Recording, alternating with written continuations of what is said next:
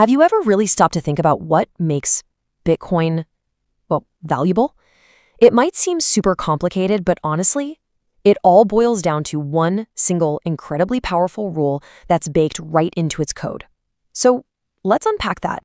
First, let's start with something we all get: diamonds. Why do we pay so much for them? I mean, really, when you think about it, they're just shiny rocks, right? The answer is actually pretty simple. You can't just, print more diamonds. Nature has a very limited supply. And that idea, that concept of scarcity, is the absolute key here. It's what creates value. Just keep that word in mind: scarcity. Okay, so let's take that idea of scarcity and apply it directly to Bitcoin. Because it has its own version of this, but it wasn't made by nature. Nope, it's an unbreakable rule that was programmed right into its DNA, right into the code itself. And look, this isn't some kind of company guideline that can be changed if a CEO has a bad day. It's a fundamental law of the entire Bitcoin network, a law that's enforced by thousands of computers all over the world. It is, you could say, the one rule to rule them all. And here it is. This is the rule, the magic number: 21 million. That's it.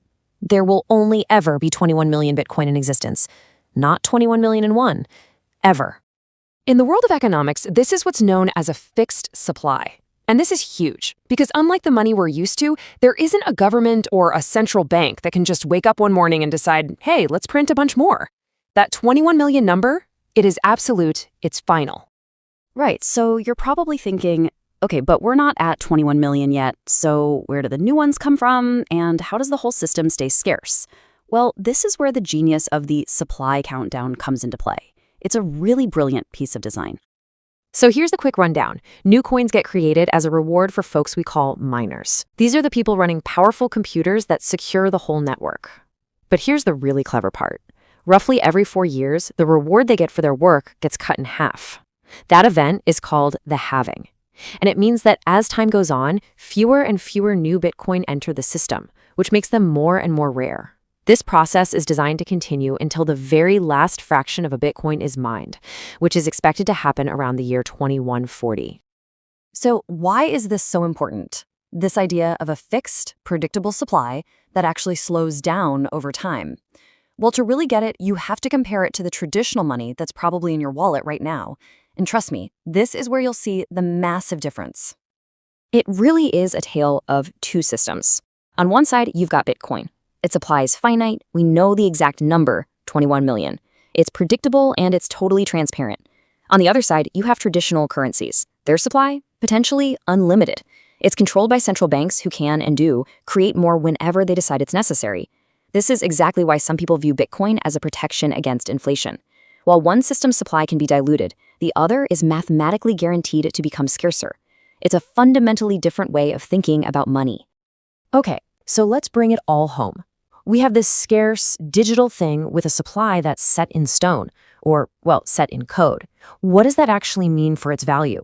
What's the best way to wrap your head around it? Honestly, the simplest and most powerful analogy is this. Think of Bitcoin as digital gold. It just clicks. Gold is valuable. Why? Because it's hard to find, it's rare, you have to dig it out of the ground. Bitcoin is valuable for pretty much the same reason. It's digitally scarce, and it's difficult to mine with computers. And this quote just nails it. It has the rarity of a physical commodity, like gold, but it also has the magic of the internet. You can send it to anyone, anywhere on the planet almost instantly, with no bank needed to approve it. It's kind of like having the best of both worlds. And that really leads us to a much bigger, more mind-bending idea. The fact that a fixed, provable supply can be created just out of code. That challenges our whole idea of what money even is. So I'll leave you with this to chew on. If we can create true, verifiable scarcity purely from a set of rules in a computer program, what else will we decide is valuable tomorrow?